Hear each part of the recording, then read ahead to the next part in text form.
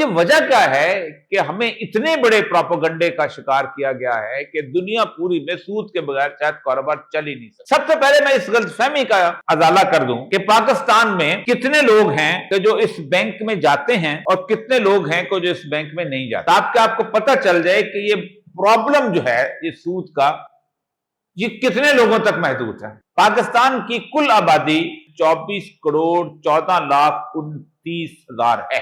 اس میں سے 18 سال سے زائد عمر کے جو لوگ ہیں جو بینک کا کھاتہ کھول سکتے ہیں وہ 140.7 ملین یعنی 14 کروڑ کے قریب۔ ان 14 کروڑ کے پاس 19 کروڑ 60 لاکھ موبائل ہیں، لیکن ان 14 کروڑ میں سے صرف 3 کروڑ 30 لاکھ کھاتے ہیں۔